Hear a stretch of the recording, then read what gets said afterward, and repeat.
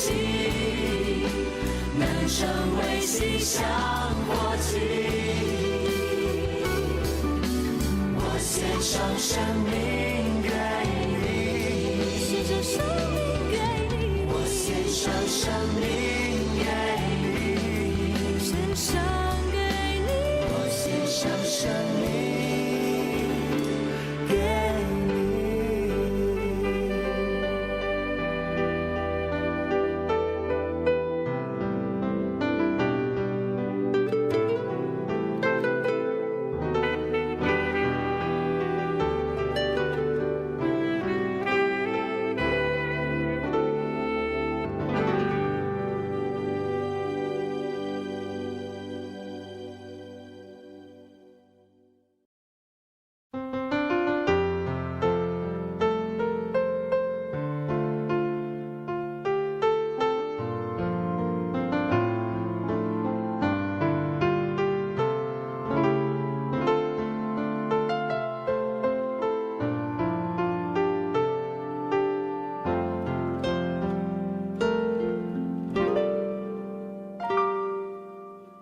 将自己完全献上，毫无保留放在你的脚前，所有的悔恨，一切的称赞，无论苦与乐，都交托给你。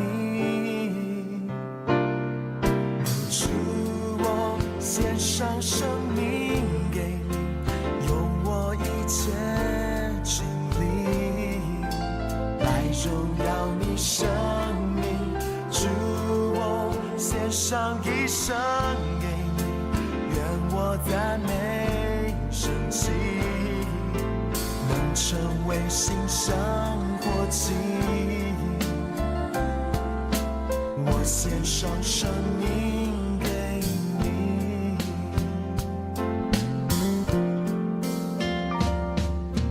过去的事，将来的事，还有那没有实现的梦想，我所有希望，我所有计划，全人和全心都交托给你。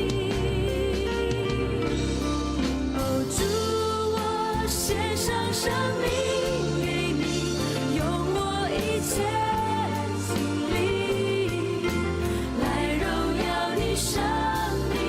主，我献上一生给你，愿我赞美神迹，能成为馨香火气。我献上生命给你。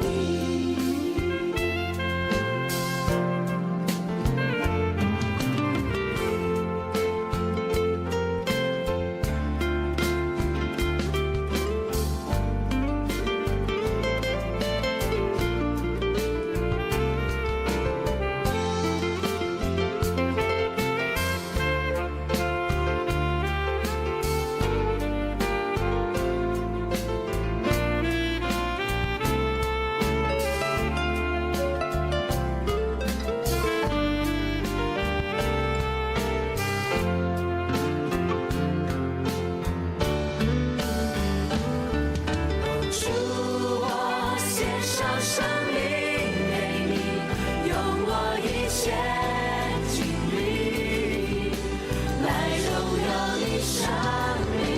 主，我献上一生给你，愿我赞美神迹，能成为馨香火气。我献上生命给你，献上生命给你，我献上生命给你，献上给你，我献上生命给你。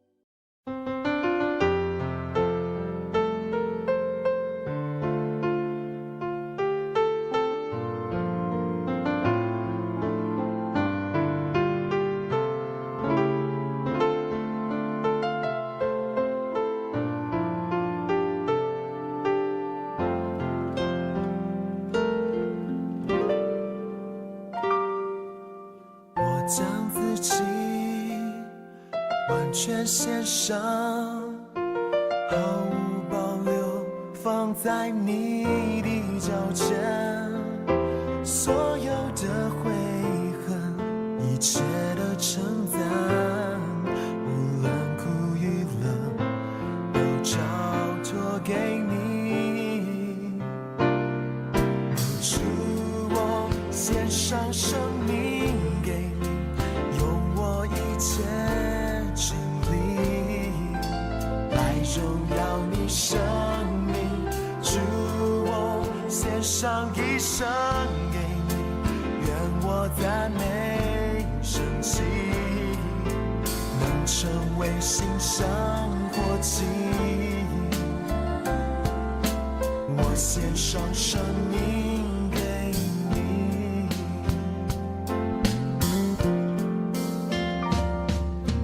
过去的事，将来的事，还有那没有实现的梦想，我所有希望，我所有计划，全人和全心都交托给你。哦，主，我献上生命给你，用我一切精力来荣耀你生命。主，我献上一生给你，愿我赞美神迹，能成为馨香火祭。我献上生命给你。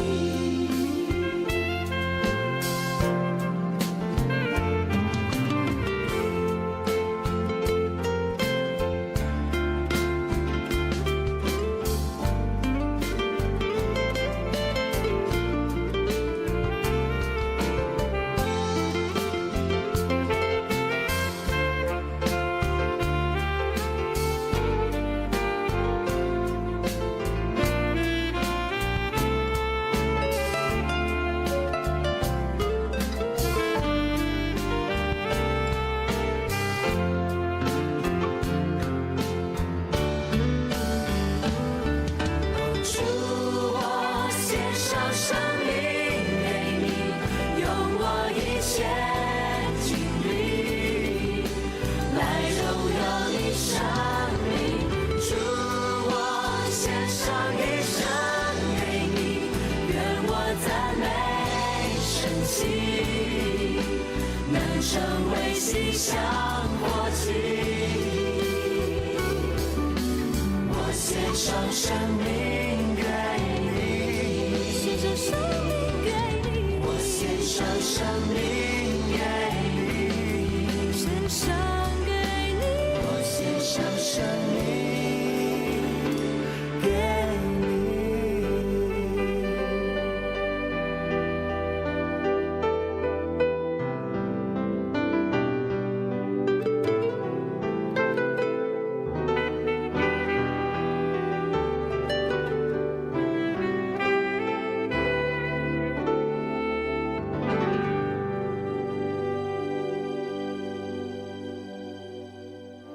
好，弟兄姊妹，大家平安啊！请我们大家尽量往前走，往前走，好不好？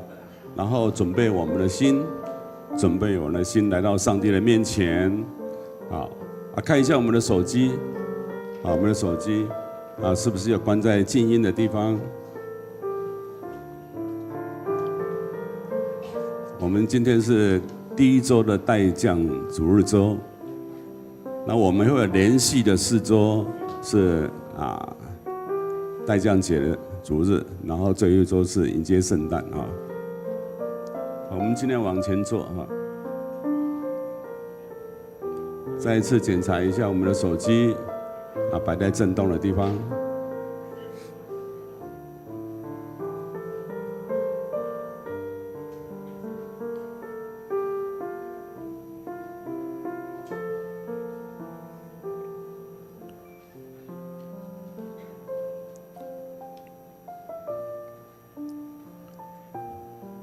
因有一婴孩为我们而生，有一子赐给我们，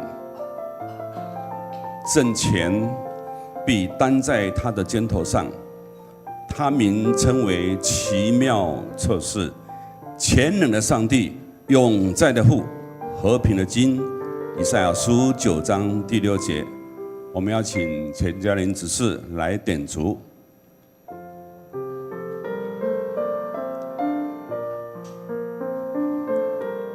我们今天要点燃第一支蜡烛，这一支蜡烛是代表预言之主，他再一次提醒我们，多年以来，人们一直在等待弥赛亚的来临，并期待上帝国度得以建立。所以，这一支的蜡烛也代表着期待跟盼望。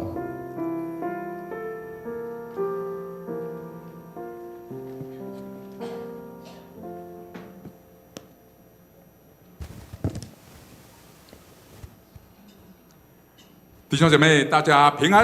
平安。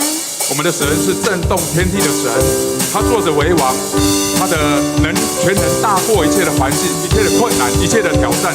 让我们一起站立，让赞美成为我们的宣告，让信心成为我们的力量，一起来赞美那些配得荣耀的神。哈利路亚，我们欢呼；哈利路亚，我们庆贺。主你战胜黑暗权势。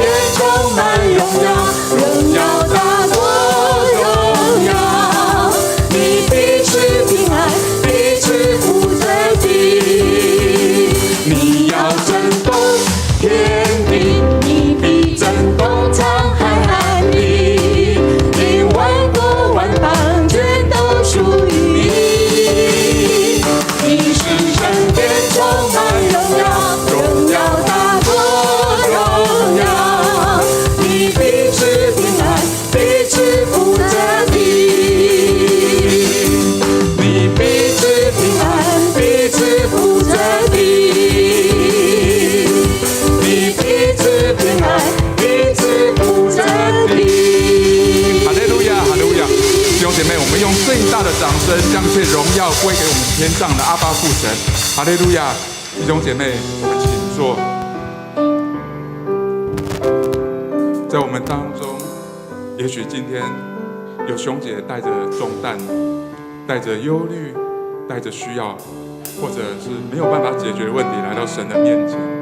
但圣经告诉我们，在人不能，在神凡事都能。我们的眼睛也许看不见出路，但神已经为我们开道路。你是我喜悦，是我力量，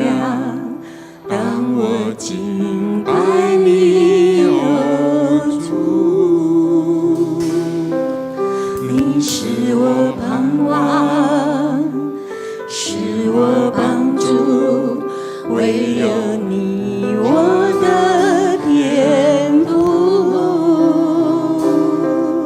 我渴慕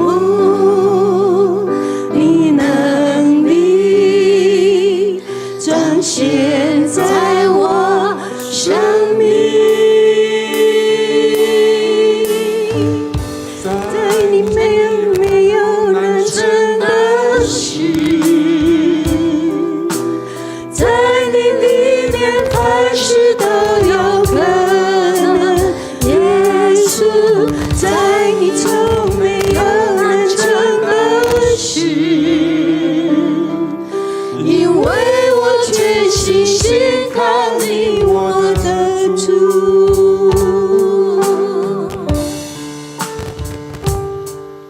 你是我喜悦，是我力量，当我敬拜你，哦，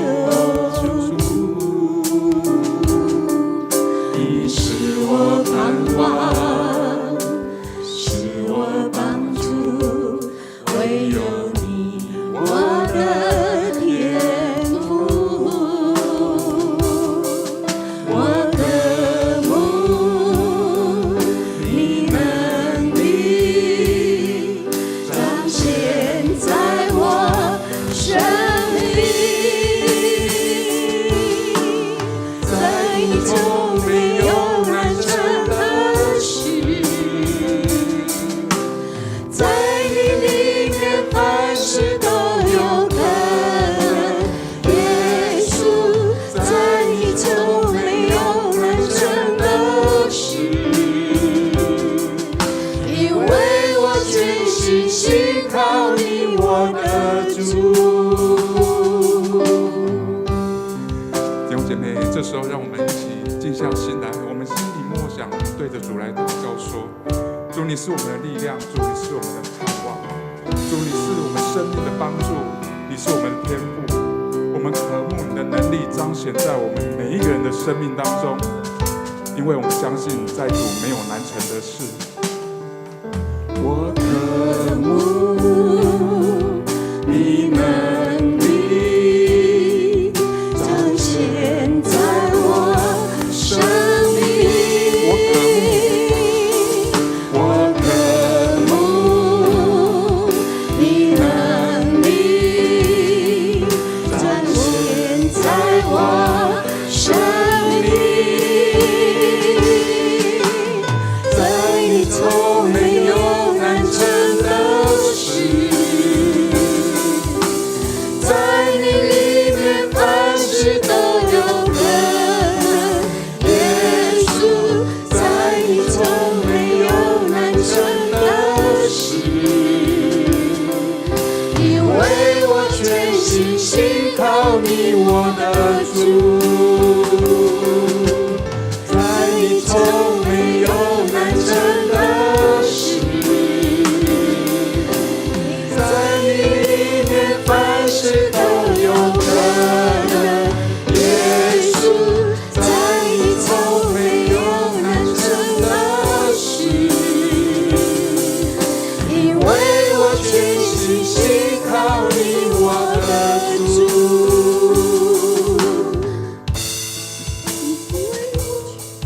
因为我全心信靠你，我的主。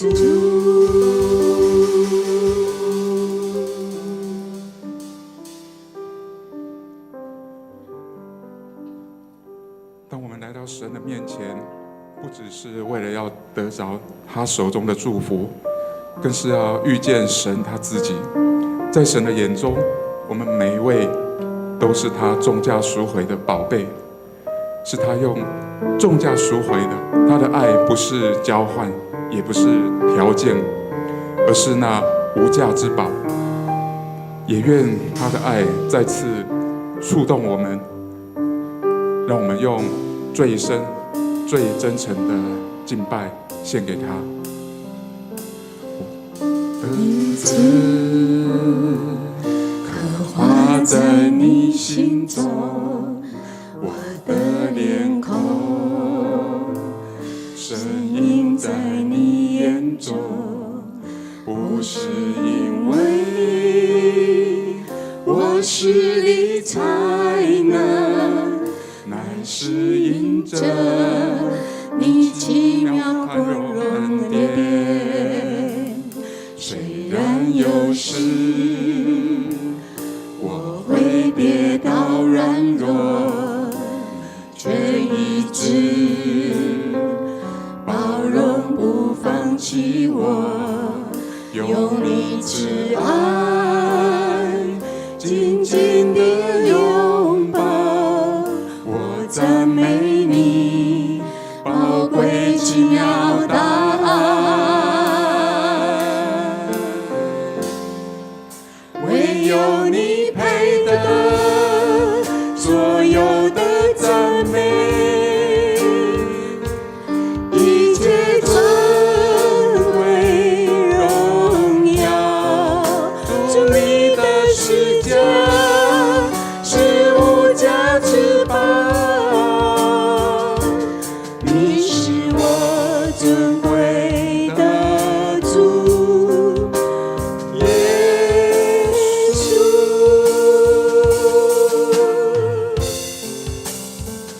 我的名字刻画在你心中，我的脸孔深印在你眼中，不是因为我势力才能，乃是因着你奇妙宽容恩典。虽然有时我会跌倒软弱，你却一直包容不放弃我，用你慈爱紧紧地拥抱。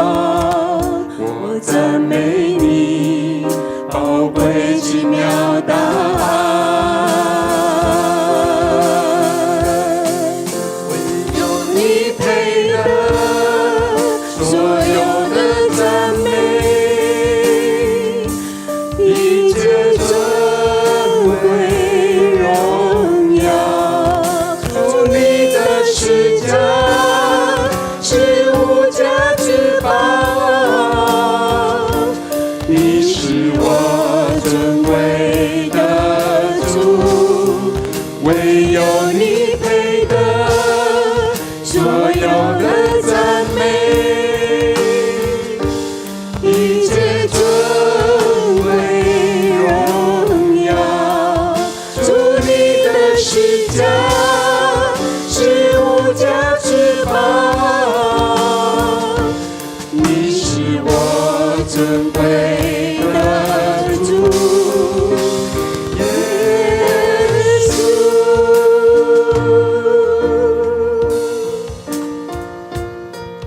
因为我们在神的眼中都是极其宝贵的，主，我们愿意被你来爱，我们愿意被你来使用，让我们用最真最诚的敬拜，将一切的荣耀，将一切的赞美，都献给我们在天上宝座的神。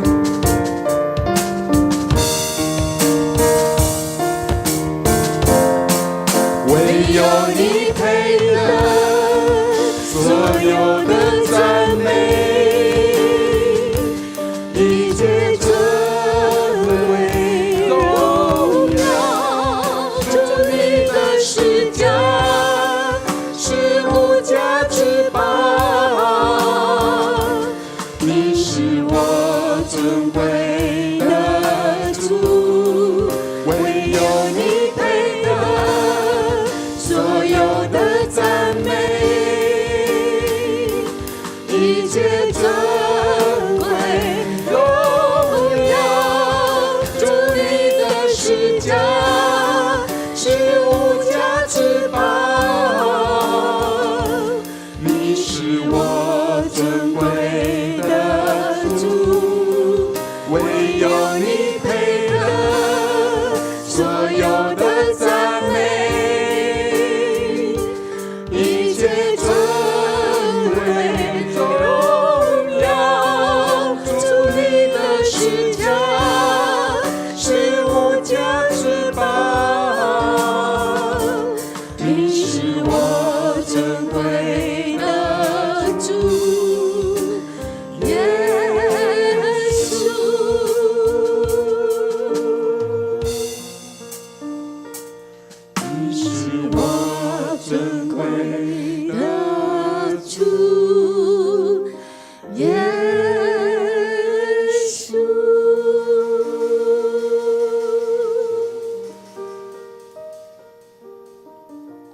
起来祷告。天父上帝，我们来到你的面前，再次献上极大的感恩。主耶稣，今天是第一周的代降主日，谢谢你再一次聚集我们弟兄姊妹。主啊，这个时候我们用渴慕的心来见你的面。主啊，谢谢你，因为第一支蜡烛代表所有的人们对你的期待跟盼望。主耶稣，谢谢你爱我们每一位有罪的人，你赏赐了耶稣基督来成为我们的中保，来救赎赦免我们的罪，让我们因着依靠主耶稣你的宝血、你的救恩，能够得蒙极大的恩典，得永生。谢谢你，我们要用期待跟盼望来到上帝的面前。主耶稣，愿今天的主日能够成为馨香的祭，让我们每位弟兄姊妹真的用心灵跟诚实来敬拜你。主耶稣，我们要求你，因为我们在日常所行所做所想的都有瑕疵，有时我们就来偏离你的真道，我们来犯罪。有时候我们浑然的不知我们所犯的罪，我们要求主你赦免我们，用你的宝血洗清我们所做所一切的，没有来彰显荣耀你的名。主啊，谢谢你能够爱我们。我们也要为我们的弟兄姊妹许许多多的肢体，他们的身心灵受伤，他们受极大的病痛折磨，我们要求上帝你安慰医治的灵跟每位弟兄姊妹同在，年老的弟兄姊妹更是要上帝的扶持。所以说我们非常的软弱，但是主你说，在你没有难成的事情，只要我们充满了信心来到你的面前。主耶稣，你说我们信心有多大，你的旨意成全在我们的每个人的身上就有多大。愿主你垂听我们每位弟兄姊妹在你面前摆上了祷告，奉耶稣基督的名，阿们。好，这个时候我们要来进行奉献。奉献是基督徒感恩的表现，是出于甘心乐意。如果我们弟兄姊妹还没有了解奉献的意义，请你用祷告来表达你的感恩。上感恩的心归给至圣全能神，因他是下独生子主耶稣基督，献上感恩的心归给至圣全能神，因他是下独生子主耶稣基督。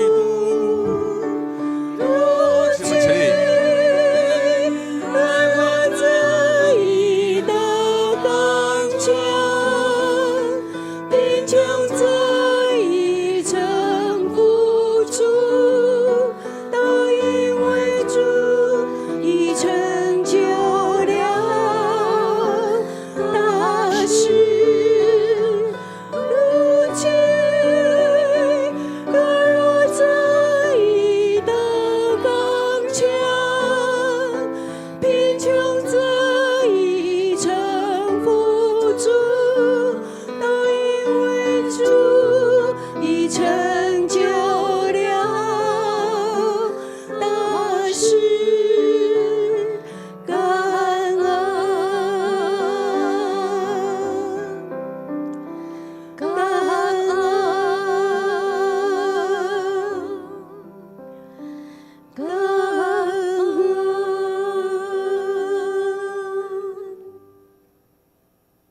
亲爱的主耶稣，感谢你让我们能够在今天的早晨一起聚集，让我们在这个地方能够更多的认出你，能够在这里打开我们的心与眼，看见你在我们生命中的作为。请你赐下你的智慧，使我们能够做出最好的决定。主啊，我们的心对你有极深的渴慕，也超出世上的一切。求你的灵与大能再次吹进我们的内心，再次的来更新我们。我们今天献上我们的金钱、时间、才能，求主悦纳。这样祷告都是奉主耶稣基督的圣名求，阿们。请坐。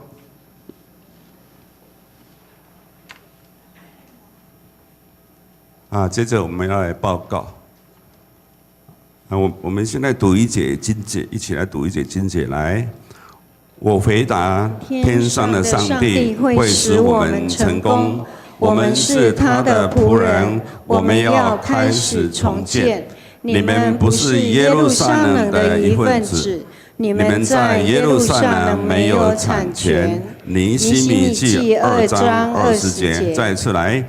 我回答，天上的上帝会使我们成功。我们是他的仆人，我们要开始重建。你们不是耶路撒冷的一份子，你们在耶路撒冷没有产权。尼希米记2章20节。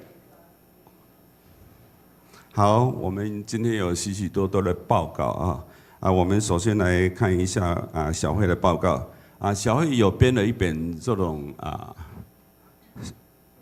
周历的手册这里面内容非常丰富，有含灵修的笔记一本多少钱？200块，200块那我们可以来这一边很漂亮的那我们可以到1楼来登记到隔壁的1楼来登记登记后我们就会来印好了会发给大家行事历OK 好小慧下个礼拜12月7号第一场有台语礼拜，然后举行长职的就任式所以请所有的长职记得来出席区组长呢要在2026年的1月4号来就任长职会的消息呢12月7号要召开第423次的长职会所以请各单位12月3号开始前要提出报告的资料财务的消息呢，今年度结束关账日期是12月21号，所以请我们会友要注意如果你各项的奉献包括这个你是用刷卡的啦，或是划拨的啦，金流的转账啦，Line Pay 啦等等，要在几号截止？12月21号，除非你用现金或是银行转账就到12月31号所以记得12月31号要关账我们现金的跟银行的是可以到12月31号来截止那总务这边有个消息，爱餐提供我们是仅仅提供来给出席礼拜的会友，每人限几份？一份20元，金价俗很便宜但是怎样？用完为止，请勿外带这一句话牧师特别强调，讲一次来，用完为止，请勿外带，所以请兄姐要一起来配合，每人限一份OK， 侍奉部门的消息呢？松大讲座的日期在12月3号，礼拜三10点半到12点，他们有个主题幽默是在智慧里结出爱的果子，讲师是江尔木老师，欢迎我们来参加另外健康关怀组现在已经开始了，到11点半结束在教会1楼有举办社区医疗咨询，12月3号。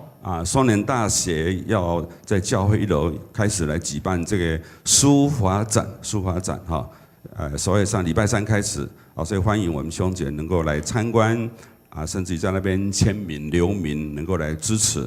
外展部门有几个消息外展部门将在12月30号礼拜6要有举办迦南教会的圣诞晚会，所以欢迎我们各个小组啦牧区信息班踊跃来报名来表演节目这次的节目呢名额有限啊，是采先报名先审的方式啊，额满就要截止了哈。如果啊你要报名，就洽那个张木先总干事来缴交报名表哈。这张是 DM 的圣诞晚会的 DM 哈，我们看一下哈圣诞晚会是几点开？几月几号？12月20号，几点到几点？6点半到8点半哈，有精彩的表演，还有什么？谋财，还有趣味游戏哈，所以要表演的各单位，家庭组成一个表演可不可以？可以哈，你都可以来尽快报名。但是呢，节目要精彩哦，要纯熟，要有排演，要有义演哈。好，牧养部门有几个消息哈，2026年的福音业历啦，本会即在人在或小组组员每一户可以领取一份哈，如果你要的话，你就向小组长来登记，然后或是到教会1楼来签名来领取哈。如果你要加购呢，一份多少钱？1份100元哈，跟那个苏新长老或是张义主任来订购来登记哈。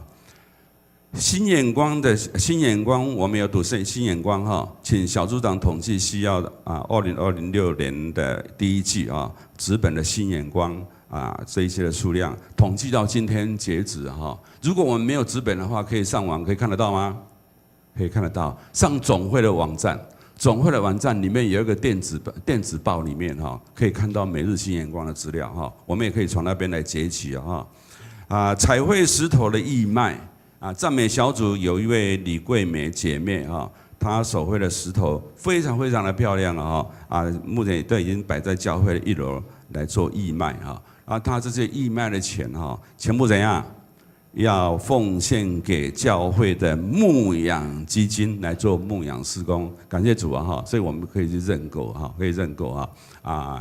你喜欢的你就给他认购可以来捐献给教会他的所得呢全部就捐给教会好教界的消息平安企业关怀协会在10月6号，也就是这个礼拜6的10月6号。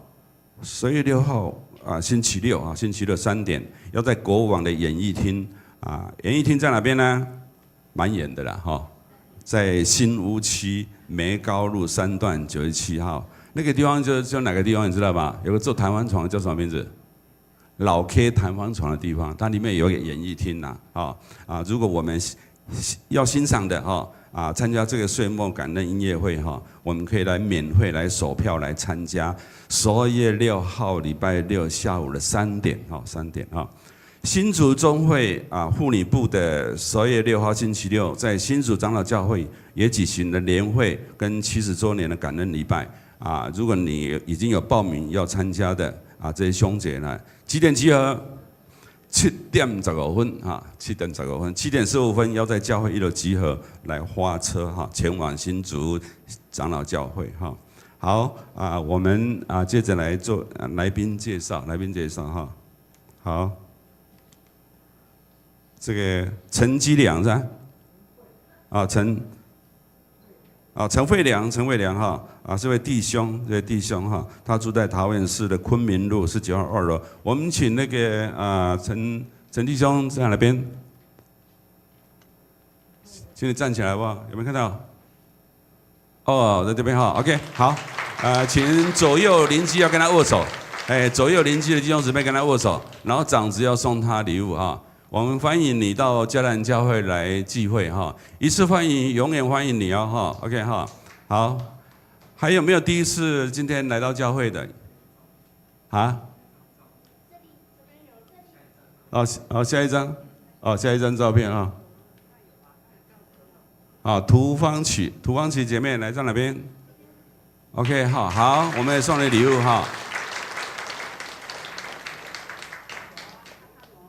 还有没有下一张照片？好，我们欢迎来参加聚会好接着我们要来读今天的圣经我们读今天的圣经今天的圣经是记载在尼希米记1章4节到11节，大家要大声一点我看那边是花花的，所以我这边要看这边对，好大家一起来读来第4节。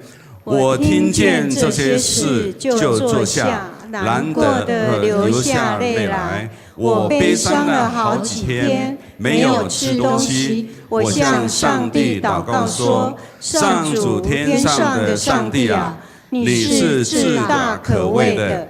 你向爱你并且遵守你诫命的人信守你的约。上主啊，我日夜为你的仆人以色列人民呼求，请眷顾我，听我的祷告。我承认我们以色列人犯了罪，我的祖先和我都犯了罪。第7节，我们恶意反抗你，没有遵行你的诫命，没有守住你借着你仆人摩西颁布给我们的法律诫命。求你记得你曾经告诉过摩西，你们以色列人若对我不忠，我要把你们分散到别的国家。但你们若回转到我这里来，遵行我的命令，我会带你们回来。即使你们被流放到天涯海角，我也会带你们回到这块我选择作为敬拜我的地方。主啊，这些都是你的仆人，你自己的子民，是你曾用你的大能大力拯救过的人。求你垂听我的祷告，也垂听所有敬畏你的仆人的祷告。求你帮助我今天顺利成功，使皇上向我开恩。那段期间，我是皇上的施酒长。好，以下我们就要来邀请陈伯正牧师，他来讲道。他今天为我们要分享的讲道题目是“起来建造，起来建造”。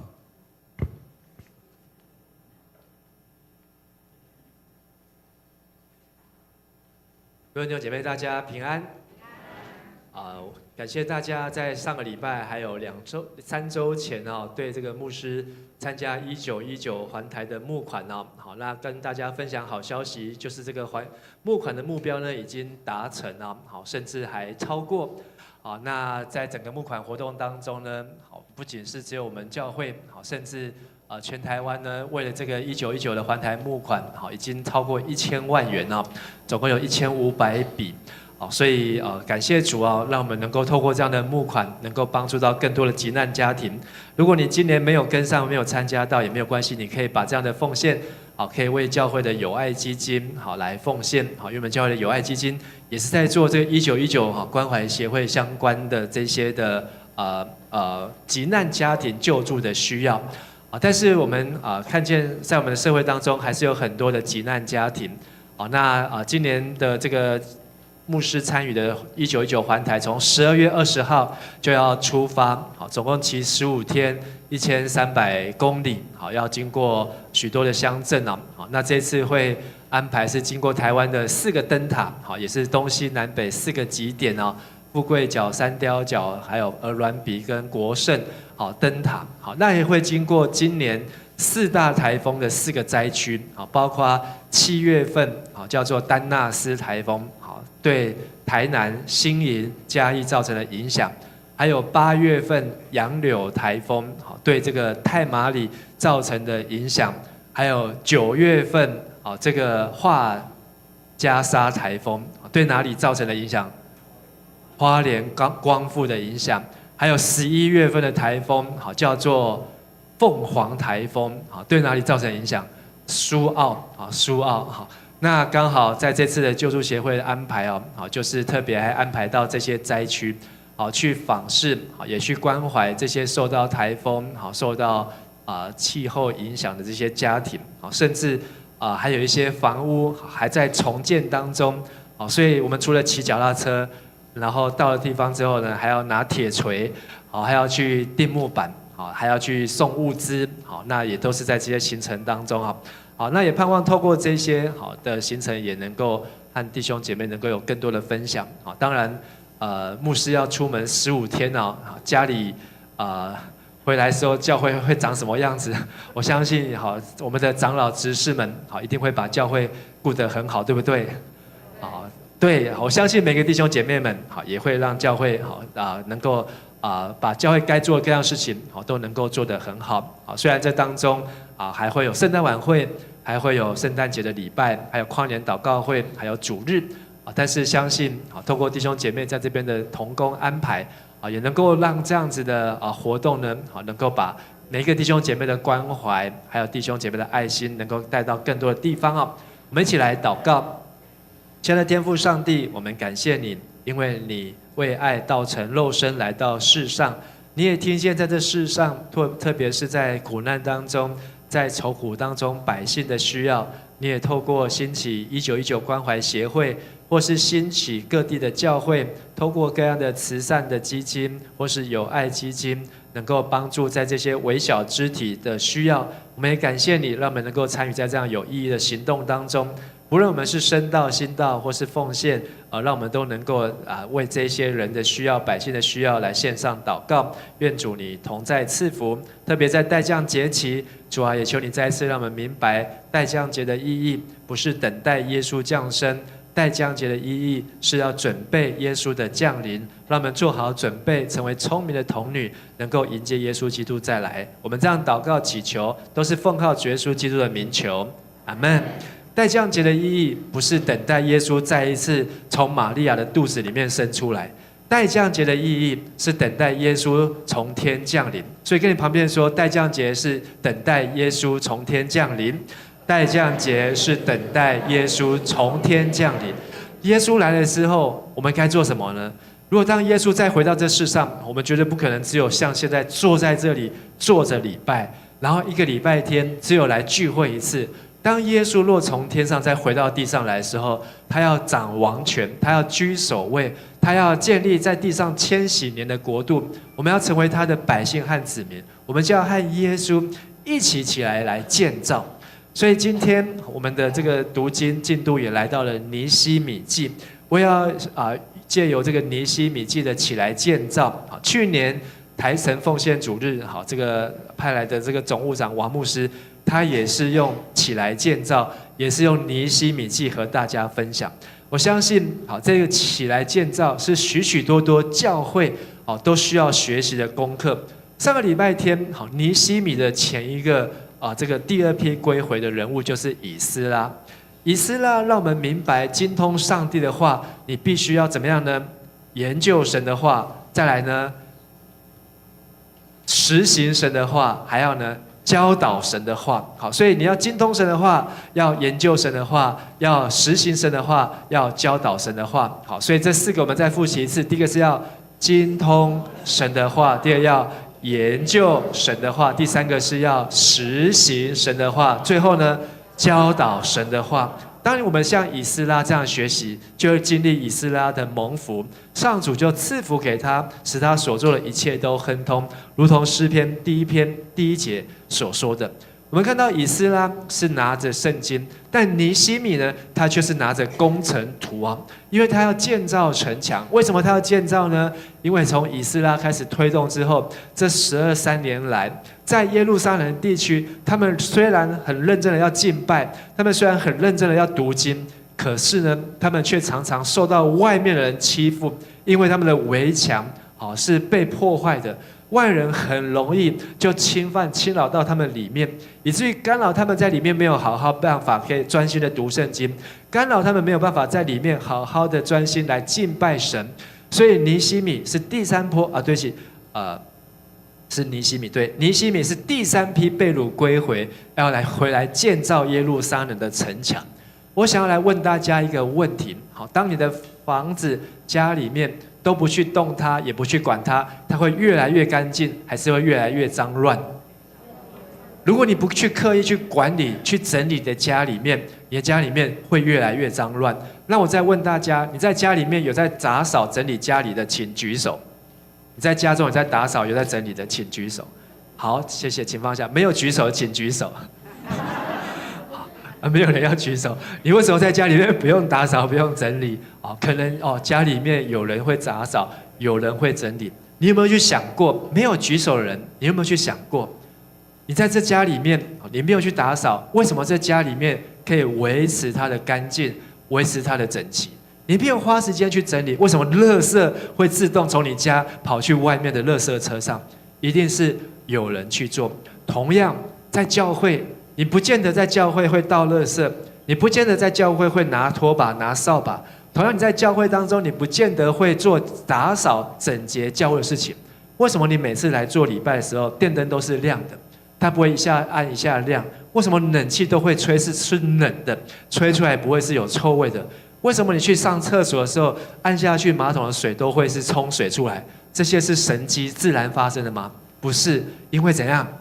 有人在做这些的事情，有很多的人在做这些的侍奉，包括你手上拿的周报，它也不是一夜之间就自动长出来的。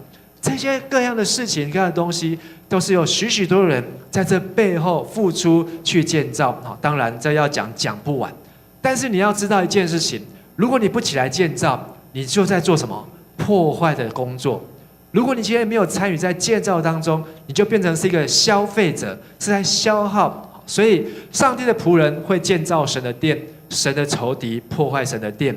上帝的仆人，他知道上帝的殿需要有管家，需要有建造，需要有小组，需要有人带聚会，需要有人来服侍。但是有一些人却是刻意的，他不参与服侍，他不参与奉献，他不参与读经祷告就算了，但是他却刻意的想要来破坏教会。有没有这样的人？有，希望我们教会当中没有这样的人。但是呢，却有的人好，他看不得教会好，他不希望这个上帝的福音传开，他可能想要在后面扯教会的后腿。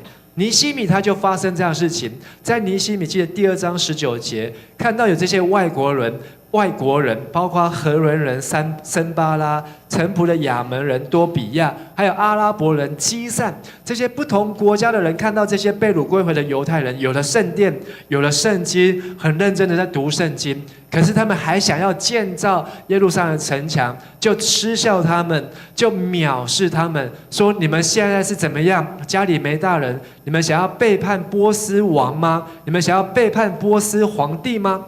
这些话说起来就是在罗织他们的罪名，就是要用政治来办理他们宗教的事情，好，罗织他们的罪名，把他们控告到皇帝的面前。可是呢，尼希米非常的有 guts。如果你是尼希米，你会怎么样子来回答他们？你会安安静静的不管他们，还是你要出去跟他们拼了？还是你要做给他们看？尼希米他怎么回答呢？我们一起来读2章20节刚才的金句哦，我们再读第3次，请。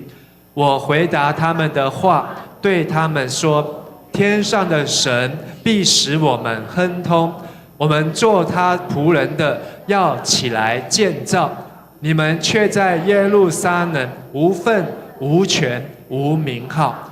尼希米很清楚知道他是做上帝的仆人，他必须要带头起来做建造的工作。但是你们这些外国人，嗤笑我们的人，藐视我们的人，你们不参与就算了，你们还要泼冷水，还要扯后腿，你们将要在耶路撒冷会无份无权无名号。和合本翻成无份无权无纪念。这是代表什么意思呢？代表尼希米他所要建造的事情，就是为了份，为了权，为了名。什么份？什么权？什么名呢？尼希米用52天，我们今天看到耶路撒冷城墙大概长这个样子，就是2000多年前，2400-500年前，尼希米他们那时候所建造出来的雏形，有12个门，他只有花短短的52天，这个城墙毁坏，以至于敌人呢来去自如，他们想要掳人就掳人，他们想要来这边制造混乱就制造混乱，一直到尼希米率领了这些的百姓把城墙建立起来之后，敌人才没有办法来到圣殿，能够如入无人之境。换句话说，今天的教会如果我们没有建造，这些不信主的人，他要来教会就进来，他要来这边撒野就撒野，他来这边破坏就破坏，这个教会就失去了秩序，失去了整理，失去了应该要有圣洁的样子。所以尼希米他为神建造的城墙是一个仇敌无法攻破的城墙。我们可以用尼希米他怎么样得到份，怎么样得到权，怎么样得到名？我们也可以来思考，今天我们要建造一个怎么样有份、有权、有名的城墙。第一个，我们要建立的份是什么样的份呢？这是一个身份，是建立神儿女的身份。请大家说一次，建立神儿女的身份。约翰福音1章12节，我们一起来读：凡接纳他的，就是信他名的人，他就赐他们权柄，做神的儿女。你是神的，你知道你是神的儿女，请举手。好，请放下。好，你举手，你怎么知道你是神的儿女？你怎么知道？为什么你会举手？是因为别人告诉你，还是因为你的爸妈告诉你，还是你的阿公告诉你？有几件事情做神的儿女必须要具备的。第一个就是从神所生，第二个要照神形象，第三个要生养众多。你是你爸妈的孩子，因为你是你爸妈怎样生出来的，不是吗？如果生你的不是你的爸爸妈妈，他就不是你的父母，你就不是他的儿女。同样，我们是神的儿女，我们必须要从谁生出来？从神生出来。我们怎么样从神生出来呢？约翰福音告诉我们，第3章告诉我们，尼哥底母，耶稣告诉他，若不是从水和圣灵生的，就不能够进天国，就不能得着永生啊。所以我们要从神生，就是要透过受洗，水的洗礼，圣灵的洗礼。你必须要明白，我是神的儿女，你就必须要受洗。第二个，有其父必有其子，有其母必有其女。这个孩子会长得像谁？会长得像他的爸爸妈妈，很多的地方会看出他的父母亲的样子。好，因为他有他父母亲的形象。我们成为神的儿女，要有谁的形象？神的形象。你有没有神的形象？那我再问一样的问题，你知道你是神的儿女，你有神的形象，请举手。哎呀，刚才举手人，好，现在只剩下不到5个人举手。哎，为什么你是知道你是神的儿女，你却没有觉得你有神的形象呢？什么是神的形象？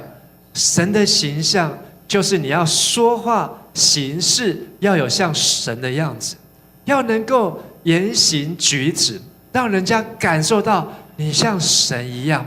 我们都会举手说我是神的儿女，但是要有神的形象的时候呢，我们可能就会怎样？哎呀，我可能还需要再努力。怎么样能够有神的形象？就是你要接受装备，你要上 A2 的长大成熟，你要上 A3 的服事训练，你要从 A1、A2、A3 能够在这样的训练当中，是要让我们能够知道我们做神的儿女，要预备我们自己成为我们说话行事的样子，像耶稣基督一样。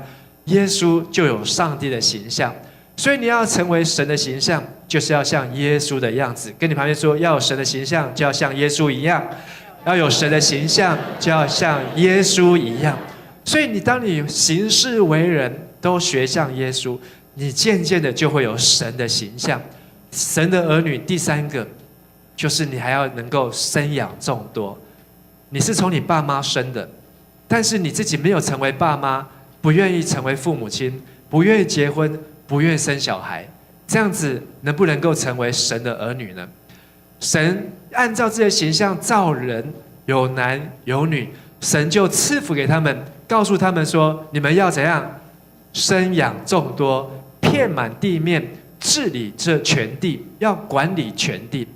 成为神的儿女很重要的就是要接受外展的挑战。你要起来成为父母，你要起来成为领袖，你要起来成为神的形象，成为神的仆人，要带领你的儿女，带领更多的人能够活出神所命定的生命。所以亲爱的弟兄和姐妹，各位神的儿女们，这3件事情让我们好好的把它记下来。第一个，神的儿女要怎样？从神所生。第二是要照神形象。第3是要生养众多。这3件事情不是只有第一件事情，哪一件重要？每一件都重要。哪一件可以不用做？每一件都要做。你要做神的儿女，你就要操练自己。我要从初信、从受洗到装备到外展，我都要活出神儿女的身份。阿们。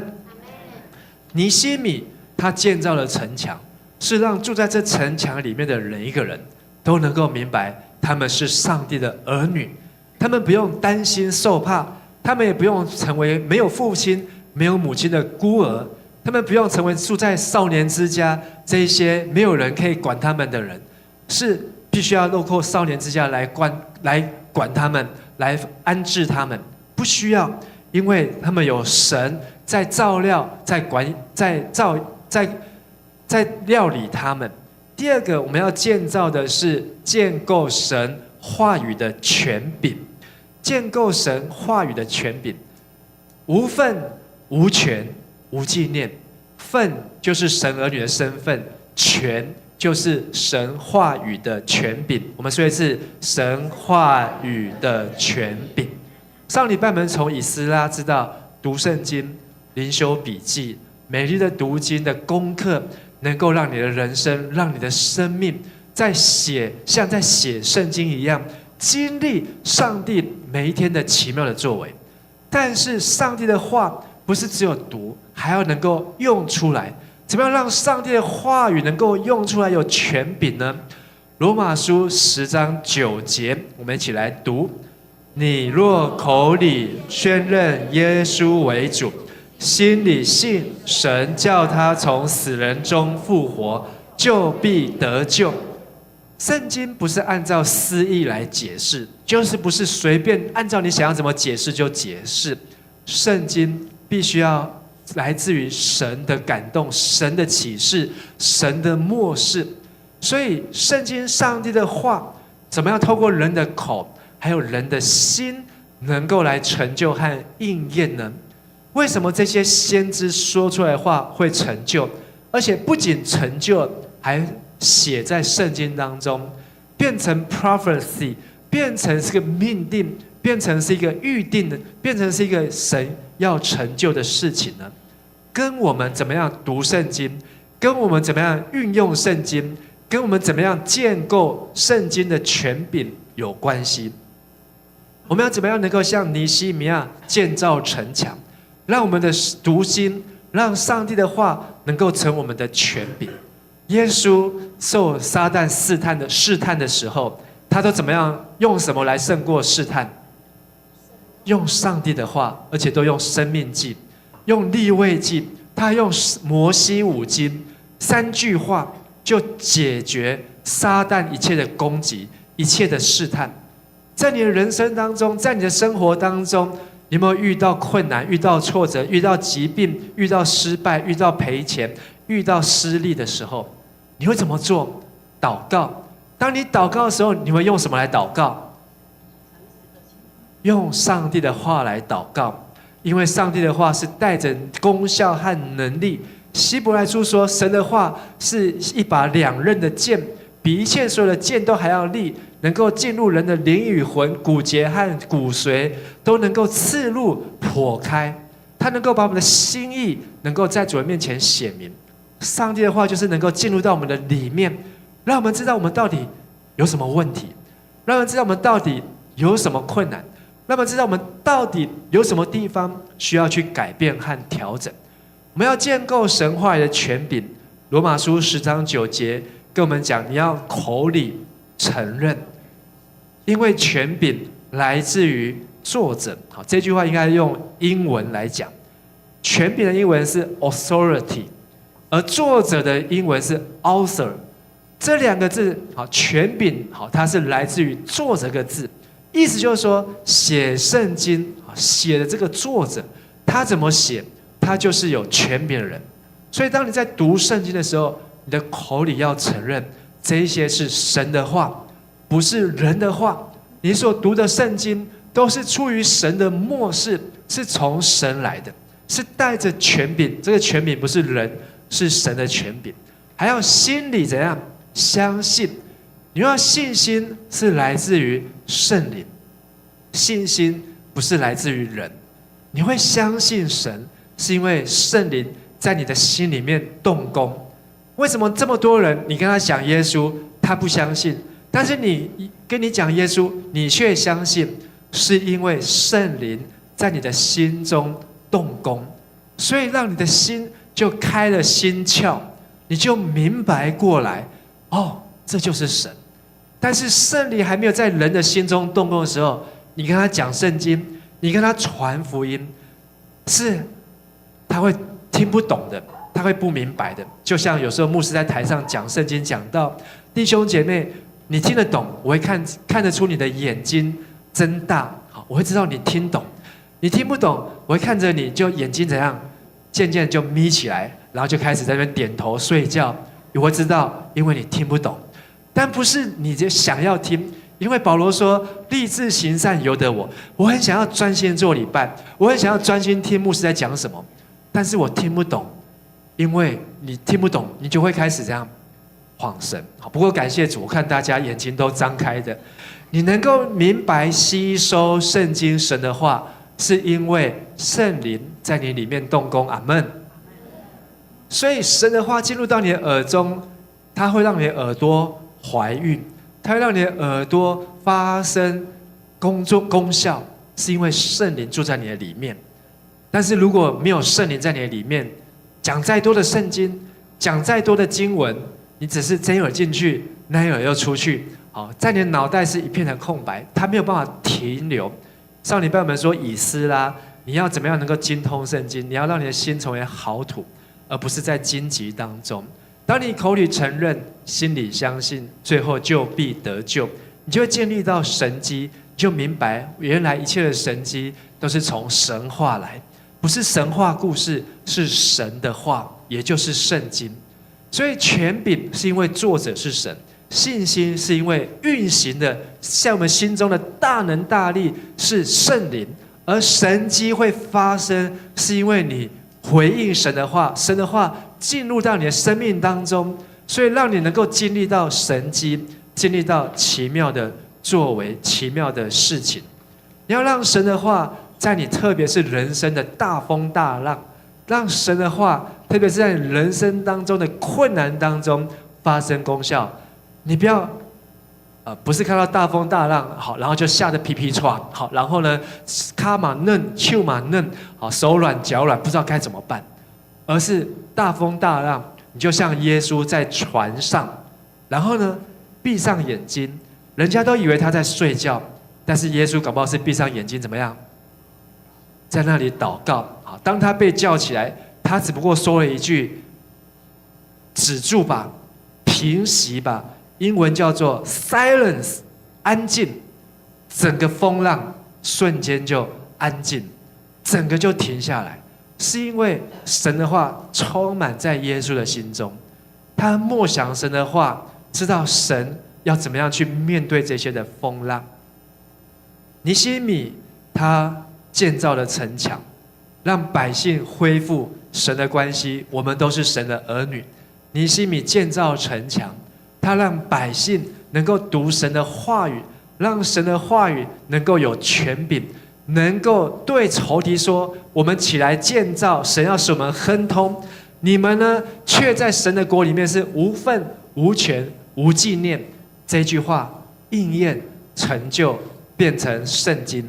刚才讲的什么三巴拉，刚才讲的这一些阿拉伯人，刚才讲的这些亚门人的大臣，他们在圣经当中本来有一个机会可以跟神得到荣耀的，现在无份，没有神儿女的名分；无权，他们神的话不知道怎么样去读；无纪念，没有人会纪念他们在神的家做什么作为，甚至记得他们的时候，只知道他们在嗤笑，在嘲笑这些神的百姓，只知道他们怎么样千方百计要破坏城墙的建造，只知道这些人他们怎么样联手起来，在扯这些上帝子民的后腿，把他们骗出去，甚至要在外面城外面来解决，要杀害他们的生命。可是尼希米没有上当，他不管他们旁边的人怎么吵，怎么搅扰，他说：我们一手做工，一手拿兵器。他们像台积电一样，好，3班制，早班、中班、晚班，24小时连夜赶工，所以他们分班，好，每一个人8小时，每一个人去做工。做工的时候，一只手是拿工具，另外一只手拿兵器，好，这是一个形容，当然是兵器放在后面，有可能敌人就会跑来攻击，但是他们都有准备，因为上帝的话语让他们有权柄，上帝的话语在他们身上来应验成就，让他们嘲笑他们人，看清他们人，说啊，你们这个圣殿已经破破烂烂。好，回来你们都已经回来快要93年了，从第一批所罗巴伯回来，然后20年盖好圣殿，又过了58年，好，快要80年了，以斯拉才开始教你们读圣经，又过了13年的，好，80加13，93年，都回来快要100年了，你们的城墙还是2266，好，这个招牌还是哩哩啦啦，但是尼希米一鼓作气，52天。就解决了，就把上帝的圣殿城墙全部盖起来，因为上帝的话大有能力。最后，尼希米他怎么样来建造神的名呢？让神的名能够被人所尊敬，让神的名提起来的时候，别人就会敬畏3分呢？这就是他最后所要建造尊荣神的名。但是要分享之前，我要先带大家来读《列王纪上》的第5章第3节。这段经文呢，是所罗门把圣殿第一个圣殿盖好之后呢，他要跟这个西罗王，就是他父亲的好朋友，就是推罗王，推罗王叫西兰，那他就是泰尔王，他要跟他来分享为什么要建造这个圣殿。他说，你知道我的父亲大卫因四围征战，不能为耶和华他神的名建殿。所罗门讲到一个重点，为什么要建造圣殿？上帝并没有吩咐人建造圣殿，他只有吩咐摩西要为他建造会幕。圣殿怎么来的呢？圣殿从大卫来的，在撒母耳记下，还有在这个列王记上。让我们看见，当大卫他做王，住在他盖好的王宫当中的时候，他心里面有一个亏欠，说他住在这么漂亮舒适的王宫中，可是上帝呢，却住在那个老旧将近300多年的帐篷当中。那摩西的会幕已经300-400年，住在那帐篷里面，他觉得我住的这么豪华，上帝怎么住的这么寒酸呢？所以他就有一个念头，想要为上帝盖一个富丽堂皇的圣殿。上帝说好还是不好？上帝说不用，说神岂能住在人手所能造的殿中呢？上帝说没有人能够为我建造殿宇，再大的殿也装不下我。但是上帝虽然这样子讲，后面马上就改口，他看见大卫的心意，说大卫有这个心要为我建造殿宇，我要与大卫立约，从大卫所生的后代，我都要使他坐在以色列的王位上面。这个我们在读历代志的时候，我们就有分享过，叫做大卫之约。所以耶稣也是从大卫所生，耶稣的族谱，大卫族谱就到耶稣，后面后继无人。这个大卫族谱到耶稣，他就是最后一位王，也是万王之王，万主之主。但是大卫之约告诉我们一件事情，原来我们可以为上帝建造圣殿。跟你旁边说，我们可以为神建造圣殿。本来不用的，本来不需要的，但是因为大卫之约，我们居然可以为神建造圣殿。在过去这个礼拜当中，我和南崁教会的蔡先生牧师，桃园教会的吴富仁牧师，一起吃饭聊天，然后聊到蔡牧师，他是我的学长，聊到他当传道，然后被派到一个大直长老教会。大直长老教会的母会是谁呢？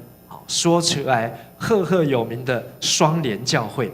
双连教会去开拓大直教会，双连教会要钱。有钱要人，有人开拓教会会不会成功？一定会成功啊，一定会成功。可是大直教会呢，那时候已经19年，但是呢，聚会人数只有20-30人。为什么？因为他们是在大直的巷子里面，在巷子里面。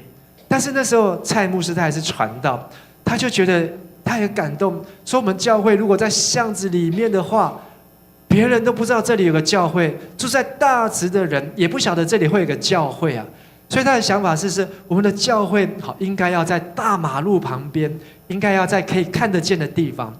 所以他就带着这样的感动，带领这些的没有信心的长子，一次一次经历神迹。好，从他们只有100-200万的存款，到最后他们签约买下一个6000万的礼拜堂。最后他们买了一个，又买了楼上，买了楼上又买了隔壁，买了隔壁又买个楼下。今天的大直教会是在北安路最大的马路上面，然后那是一个太平洋建设盖的房子。老板张启明董事长是个虔诚的基督徒，那个要卖6000多万的，蔡牧师把他杀，变下4000万，还送3个停车位这样子。今天呢，好像所有的价值通通超过。但是当他这样子努力去建造上帝的家的时候，今天大直教会已经成为100-200人在聚会的地方，因为那个地点太好了。同样，我们的迦南教会如果没有一群人，他们没有起来建造的心，他说我们还继续在和平街聚会就好了，我们在永乐街在这边聚会就好了，我们不要去什么中华路，我们不用去什么大马路旁边。今天你还会知道迦南教会在哪里吗？不一定哦。搞不好今天你还不晓得迦南教会在哪里，因为他可能在某个街，在某个巷子当中。建造神的教会有3件事情是要尊荣，是要尊荣神的名。第一个，建造教会不是为了人的名啊。巴别塔让我们看见，巴别塔为什么他们要盖？因为他们想要在这世界上留名，他们怕以后的人会忘记他们。结果他们要盖一个塔顶通天的塔，最后这些人的名字通通都不见了。想要留名的，最后塔不管有没有盖成，这些名字没有半个名字被记下来。但是为上帝建造的这些人的名字，不管你是利未人，不管你是祭司，不管你是什么人，不管你读以斯拉记，不管你读尼希米记，他们的名字默默无名的人，连那个尼提宁，他们是一个本来要被灭族的一小撮的民族，结果他们后来被流活口，在圣殿当仆役。这些人他们也被纪念下来。建造圣殿是为了要认识神的名。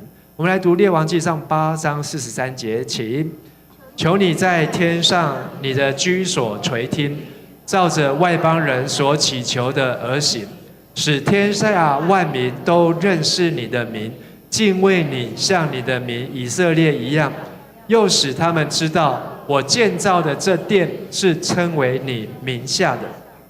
建造圣殿，建造教会，就是要使天下万民都能够认识神的名。阿们。跟你旁边说，建造教会是要使天下万民认识神的名。建造教会是要使天下万民认识神的名。你建造教会，如果是一个能够荣耀神的教会，那这个名就是荣耀神的名。但是你建造教会是一个支离破碎，是一个乌漆抹黑，是一个看起来2266教会，就是怎么样？就不是荣耀神的名，是在羞辱神的名。所以你来教会的第一眼，你来教会的第一印象重不重要？你今天进来教会，你发现教会的第一眼是让你满意还是不满意？满意。好，那你就要感谢这一些让你觉得满意的人。你如果今天你来教会的第一眼，那你觉得这个也不对，你来教会的服事，那你觉得这个也不行。你在教会的礼拜当中，好像我们今天的第一场礼拜，有一个圣诞节的点灯，这个点灯呢，要动员很多的同工，要很多人要花时间去布置，要做很多的安排，还要做很多的协调。但是你对这些的安排、这些协调，你有意见，你不满意，谁的责任？你有没有责任？如果这是你的教会，你也觉得我有责任，我要怎么样能够让这些不满意的事情不要再发生？因为这是我的教会，我们要起来建造教会。建造教会是要让教会能够荣耀神，使人认识神的名。还有第三个，建造教会是制胜神的仇敌，要践踏神的仇敌。所罗门刚才第8章43节是他的祷告，44节、45节是他在奉献这个教堂礼拜堂的时候，也是他的祷告。他怎么说呢？我们一起来读哦。你的民若奉你的差遣，无论往何处去，与仇敌征战，向耶和华所选择的城，与我为你民所建造的殿祷告，求你在天上垂听他们的祷告祈求，使他们得胜。原来教会圣殿是要让我们能够出去征战。教会的生活不是只有你在这边做礼拜敬拜，教会的生活还要让我们能够出去征战的时候，打不赢的时候怎么办？祷告，祷告就能够怎样？得胜。所以仇敌征战，在这个殿祷告，最后使我们得胜，都跟我们建造教会有关。所以我们要建造教会，是一个起来建造，是一个践踏仇敌。马太福音16章，耶稣对彼得说：我还告诉你，你是彼得，我要把我的教会建造在这磐石上。甚至这个教会有力到一个程度，阴间的权柄。什么是阴间的权柄？就是死亡。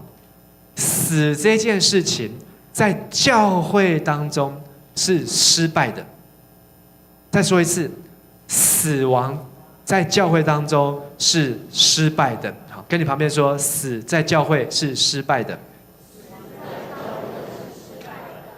换过来，倒过来说，教会胜过阴间的权势。好，再说一次，教会胜过阴间的权势。如果你怕死，你要去哪里？去教会啊！好，来教会，你有教会的生活，你建造的教会，让你不害怕死亡。死不过只是一个等待，不过是一个等待复活中间的一个等待期。死亡没有什么好害怕的，死亡没有什么好担心的，因为真正要担心的是你死后还能不能够复活，或是你死后复活之后是被叫起来刑罚，被叫起来审判。耶稣从天再降临的时候，你没有办法通过审判，而要进入那阴间的硫磺和火湖，是永远的死的时候，那才是真正要担心和害怕的。教会建造在磐石上，我就请这个 Chat AI 好帮我画一张灯塔盖在磐石当中，好大风大浪当中的照片，他就帮我画出来这个图，比我头脑想象的还好。这是一个灯塔，就是你，就是我，就是我们所合起来的教会。教会就是要建造在耶稣基督的磐石上。不管这个世界有再大的风浪，不管这个国家、这个社会有再大的动荡，就像香港遇到这么大的火灾，就像台湾遇到这么大的风灾、这么大的水灾的时候，但是我们依然坚定，因为教会在耶稣基督的磐石上，阴间的权柄不能胜过他。佛祖街淹大水，但是当佛祖街盖了一个礼拜堂，有教会有2-3个人同心合一在那里祷告，上帝垂听，佛祖街这个地方也能够建立教会，死亡阴间的权势不能够胜过他。所以上帝的仆人建造神的殿，神的仇敌破坏神的殿。你要成为上帝的仆人，还是要成为上帝的仇敌，就看你在教会当中是在建造还是在破坏。一开始我有说，你在教会当中，如果你没有卷起袖子，你没有聊瑞克，你没有参与，你没有参加在教会的建造当中，你只不过坐享其成，你只不过是一个消费者。我来这边吹冷气，我来这边享受。只有当你真的卷起袖子，教会的需要我有看见，教会的奉献我有参与，教会的圣工我有参加，教会的服事我有支持。当你真的卷起袖子，你才是成为神的仆人，建造神的殿，在耶稣基督的磐石上面，在这个磐石上面建造教会，而也透过建造教会，建造一个无形的城墙。这个城墙是让人能够认识神，这个城墙是能够让神的名得到尊荣。今天迦南教会的城墙可能不一定是长这个样子，但是你可以用这个当做一个概念。迦南教会这4个字，在社区当中，在众人当中，听起来是一个荣耀神的教会，还是一个不荣耀神的教会？每一个人责任都很重要，当然牧师的责任也很重要，因为牧师一个人，如果牧师犯了罪、犯了法，牧师如果做了不该做的事情，然后让这个事情传到社区当中，传到城市当中，哎呀，恁这教会牧师安怎，都是不好的，都是负面的，上帝没有得到荣耀。所以牧师自己要警惕，自己要想到说，当你脾气好，想要发怒，当你觉得你想要偷懒，当你觉得你想要摆烂的时候，但是你又想到我是迦南教会的牧师，可不可以发脾气？就要快快的听，慢慢的说，然后呢，慢慢的动怒。当你想要偷懒，你又想要说我是迦南教会的牧师，你要可不可以偷懒？你要偷懒，也要在一个没有人可以看到的时候偷懒。你不要在大家光天化日之下偷懒。你要做不该做的事情，你要跟上帝来交账，因为今天你做的事情，你在暗中所做的，神会在光天化日之下把它显明出来。这句话是谁说的？上帝对大卫说的，上帝透过拿单对大卫说的。你要想象，你好像是一个教会的牧师，想象是一个教会的议员，这个就是最外面的城墙。当你有这样的一个城墙，你为了神的名努力在建造，别人不用看到里面，只要看到外面，他就知道这里面的神是一位荣耀的神。人要衣装，佛要金装，神要什么？这个有奖征答好了。人要衣装，佛要金装，神要什么？如果你有读圣经，你就知道神要圣洁为装饰。神要我们过圣洁的生活。当你过一个圣洁的生活，就是在尊荣神的名。这是第3批归回尼西米，第2批归回的以斯拉，他让住在这城里面的人都能够听到神的话，住在这城里面的人都能够遵守神的话，实行神的话，教导神的话，精通神的话，让上帝的话是带着能力的，让上帝的话每一句都不落空的。这是第2层，最里面的。刚才讲的第1点是什么？神的儿女，对，最重要就是这个圣殿。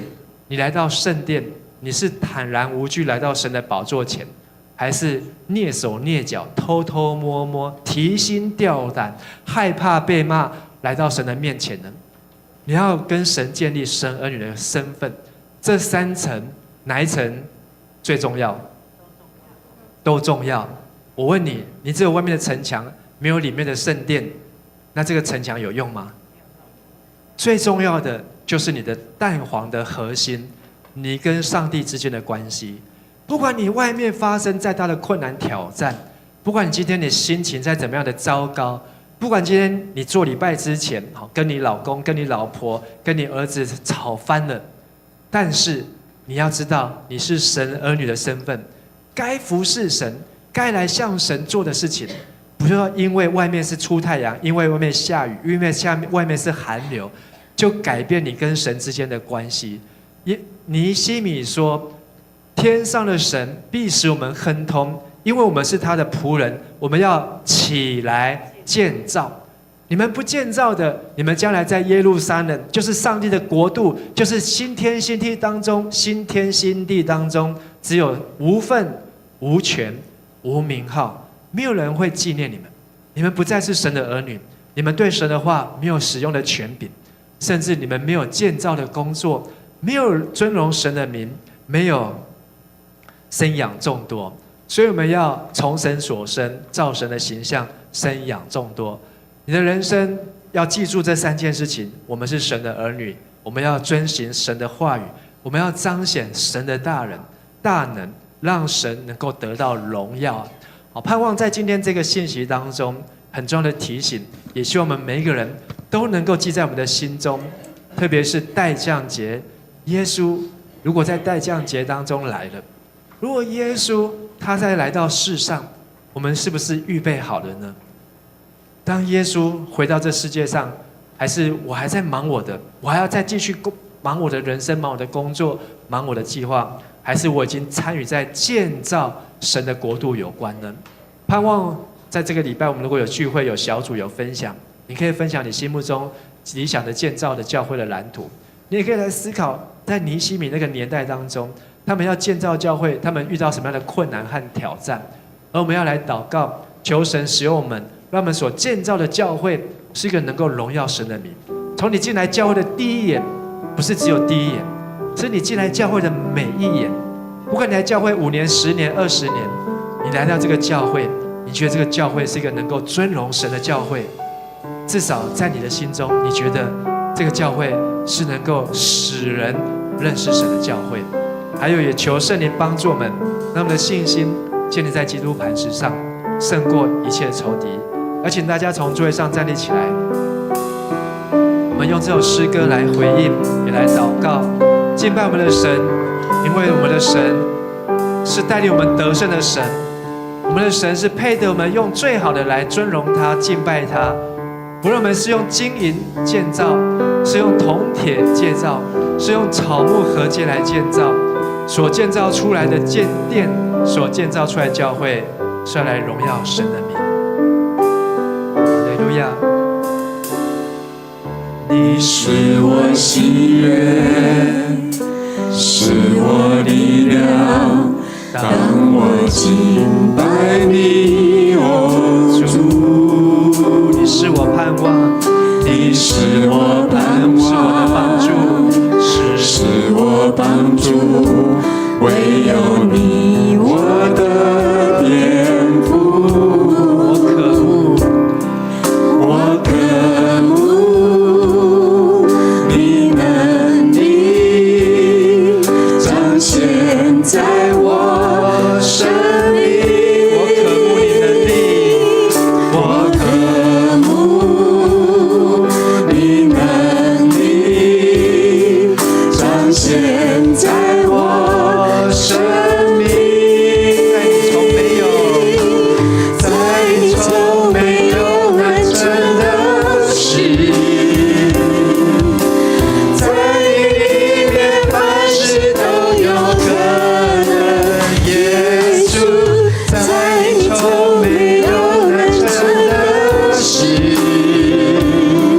因为我全心信靠你，我的主。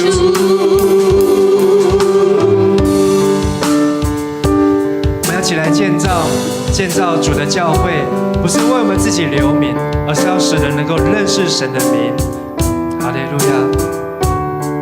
你是我喜悦，是我力量，当我敬拜你，哦主，你是我盼望，你是我盼望，是我帮助，唯有你我的天父，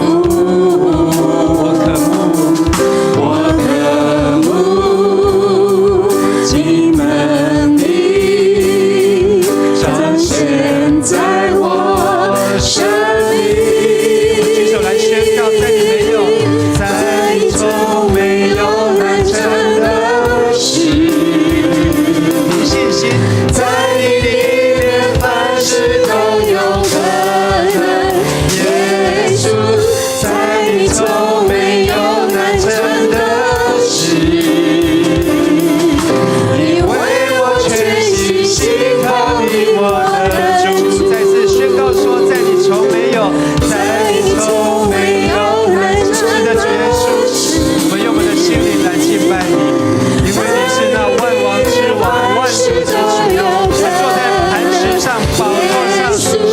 在你从没有难成的事，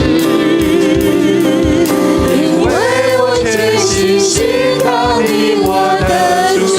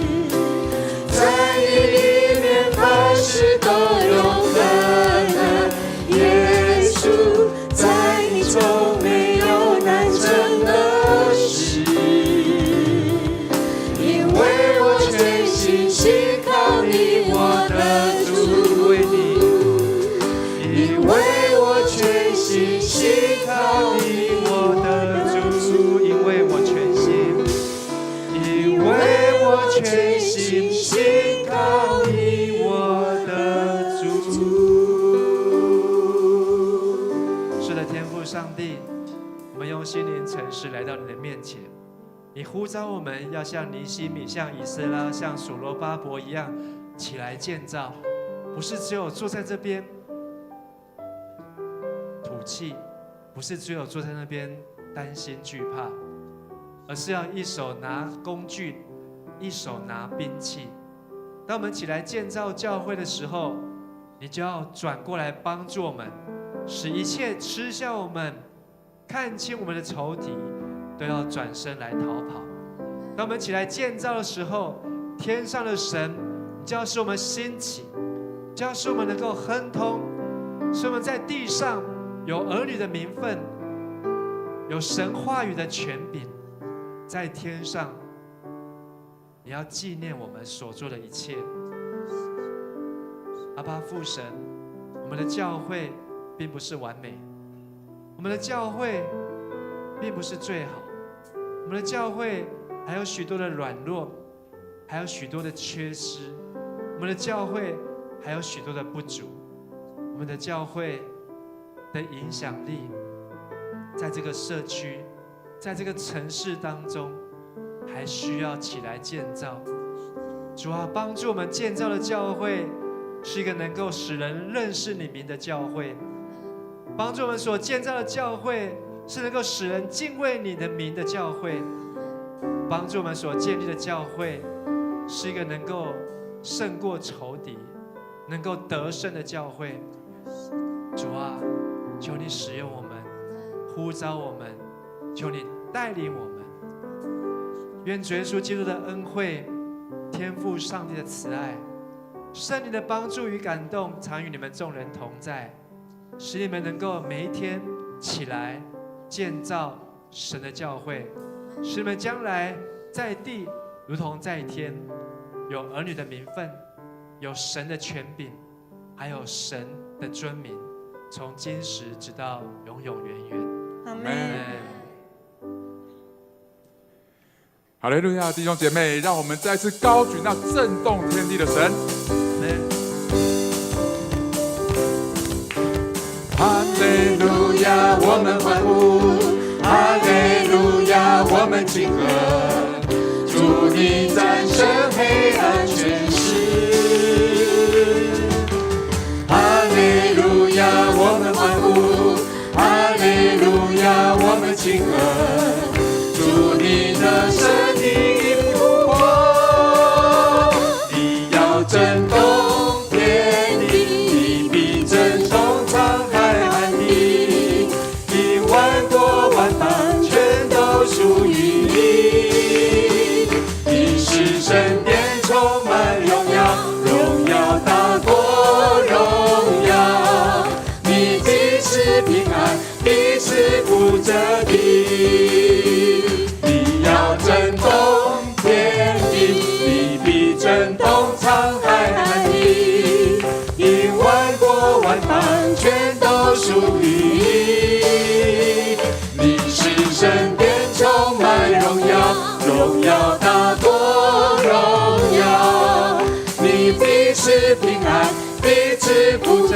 的，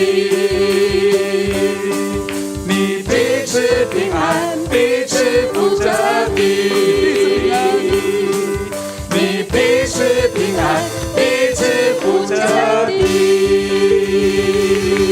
利路亚！弟兄姐妹，我们今天聚会到此请各位彼此互相请安，彼此祝福。